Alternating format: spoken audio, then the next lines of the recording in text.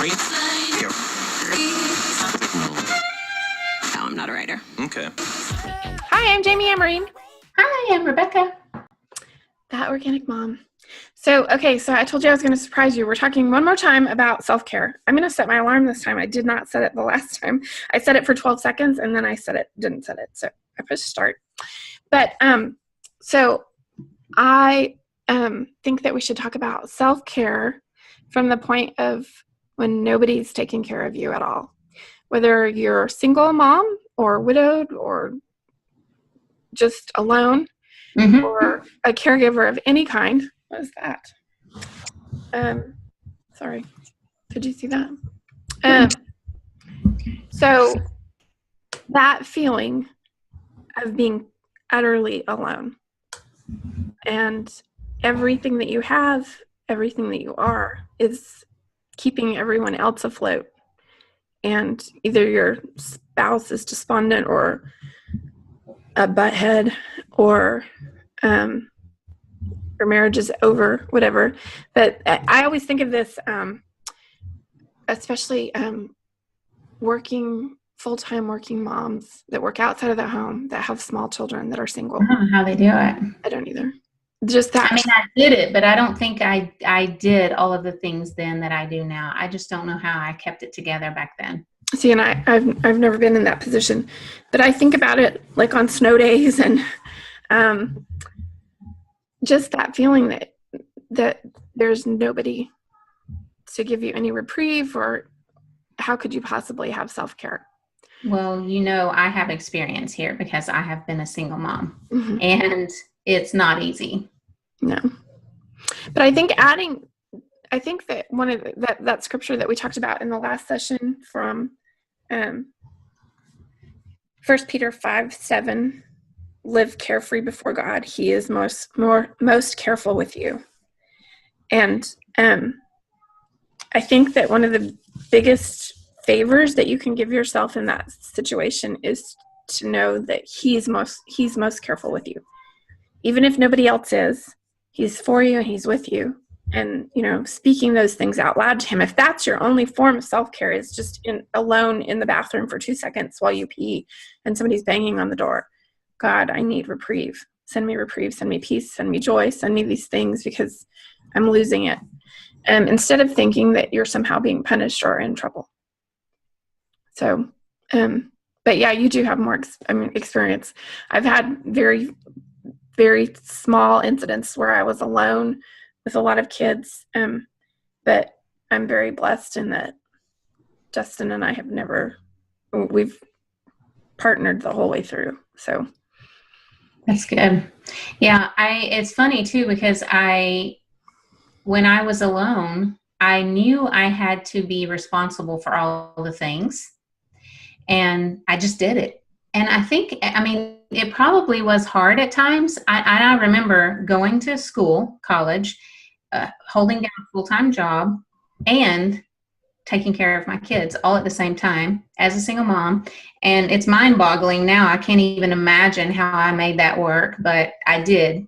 I didn't take a day off from work because I shortened my hours each day so that I could go to class. So I would take my kids to school first thing in the morning, like 7 o'clock. Then I would work my job from like 8:30 to 2:30. Then I would pick my kids up from school, take them to the babysitter. Then I would go to college and go to my class. Then when I got out of classes, I'd go pick my kids up, go back home, start my homework, help them with their homework. Hopefully they're already done. It was chaos. And I did that all throughout the week. And then I had to ask for help on the weekends because I had to work at least 6 hours on Saturday and Sunday to make up for the shorter days, Monday through Friday. So it was chaotic. And I'm sure there's a lot of other moms that have done that too. But during that time, I just pulled it off because I knew I had to. But now, having a very capable husband who does a lot of stuff for me, and he wants to do these things for me, and he takes joy and pleasure in doing things for me. It's kind of weird because you start to depend on that other person, and then suddenly I'll be asking him to do something for me that I know I'm full well capable of doing. And then I realize, why am I asking him to do this? I can do this. But it's just, the mindset, I never thought about having to do it on my own at that time. And I'm sure I didn't take great care of myself. No, but can you see where, like, had you known, and so maybe this is where this helpful point comes in, is if you are a single mom and you're in a scenario like Rebecca just talked about, and then you look at going to school as your self-care, if that's all it is, if that's all it is, but it's naming something that's for me, this is for right. me.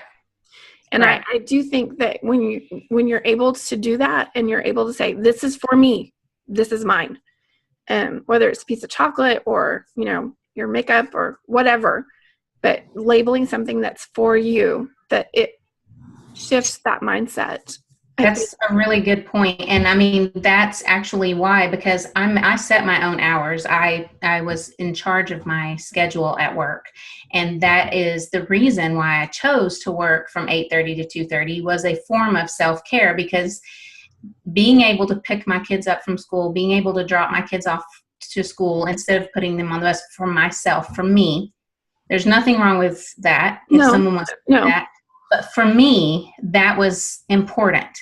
And if I didn't do that, I would feel bad. I would feel guilty, like I'm letting my kids down. Mm-hmm. That's just based on my own experiences. But that for me was a form of self-care, because it made me feel like I was the bomb mom. Yeah, and it gives I was a good mom. Yeah, and I think that can be true with, if you're doing something that brings you peace of mind, that's self-care.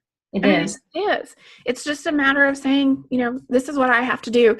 And I actually think of that too, as I saw some little tiny girls that are at Sam's school that walk to school every morning. And I just remember thinking, I can't fathom not knowing that they made it. But that always also leads me to this place of going, what are the circumstances that, if it is a single mom and she had to be at work an hour before them or whatever. And so I think that there's things that you have to bring yourself to, however that's set up. Maybe it doesn't bother her at all and she's at home and, she thinks they're perfectly safe. And I'm not criticizing. What I'm saying is that we're all in different situations. And for me, I think that I'd rather work nights just because I can't picture, like, that's just my thing. It's taking them to school.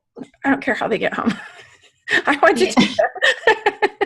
I want to be the one that takes them. And I had this happen the other day. And so this is another thing that I try and do that I consider self-care, because I was so horrified by this. But somebody called, something was wrong with my blog, and I was dropping Sam off for school. And we have a ritual. When he gets out of at school, I turn and I say, I love you, have a good day.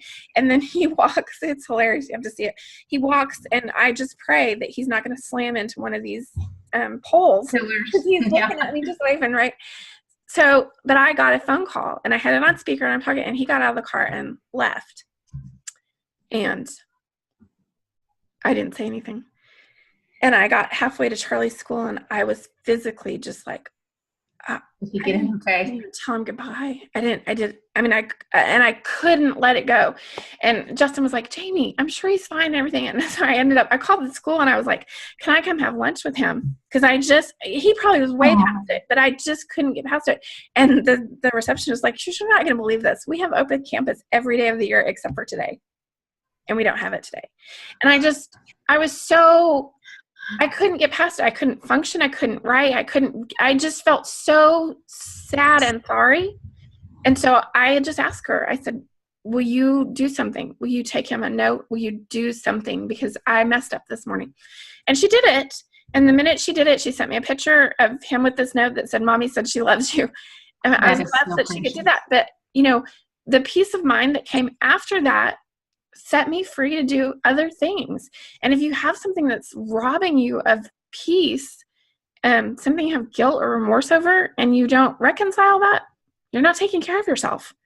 I mean, that kind of torment, it robs you of creativity. It robs you of organization. And for me, if I can't, it's like I want to apologize for something, or if I am plagued by something, I want to get it over with, and be set free from it.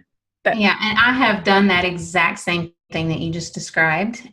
When my kids were in private school, I really remember this one day when I got a phone call just like you, and I took the phone call, which why I did, I don't even know, but I'm talking on the phone and the kids get out and the door's shut, whatever. They're not in the car. I move on in the line and I get halfway home and I realize I didn't watch them walk into the school. And so I had that same feeling you did, that kind of almost panicky feeling. Did they get inside the school? I did not see them go in. And I was in a panic too, but I didn't call a school. I just got over it. But I worked my way through it. I should have called the school. But anyways, the point that I was going to make is that I wasn't present at that moment when I should have been. Because I could have easily let them out and called that person back. Just watch them get out of the car and then call the person back. But I wasn't present really for the phone call or the kids. And a good form of self-care is to be present with whatever the thing is you're doing right now. Focus your attention on that one thing instead of spreading yourself so thin that you're trying to do 5 things at once and you can't remember if you even put the check in that envelope that you just sealed for the bill that you were trying to pay, and now you have to open it back up again. Oh yeah, the check actually is in there, but I forgot to sign it because I was doing all this other stuff. And so basically ignoring self-care means a schedule that's out of balance. Yeah. Basically. Well, and saying yes when you need to say no. Right. And if you're alone and nobody is helping you at all, like we were just saying, then I think it's very important to designate certain things as self-care. I'm doing this, I'm investing this amount of time in my children. That's a form of self-care. Just because, it's not a bubble bath or a pedicure or whatever. If you have peace of mind and if you are designating something for future well-being, like going to school or working 2 jobs or any of those things, those are still self-care. That's still being fully present into what you need and what your kids need and what and I consider that self-care. Maybe it's acknowledging. Yeah, it's just. So you say acknowledge that I am doing this, mm-hmm. and this is a form of self-care for me, and that makes you more aware of the fact that you actually are doing some of these things to take care of yourself. Absolutely. So that was our 12 minutes. So I guess we are signing off, but we need to do this again. So this is a 3-part series. You can catch the other parts of this series on Rebecca's channel or on my channel. And I haven't decided when I'm putting mine up yet, but you can also find Rebecca's on Hope Lively, which is our mutual Facebook group. Women's support group, which Rebecca does fabulous things on and shares a whole bunch of stuff. And this has been super fun. Yes. I feel. Take care of yourself.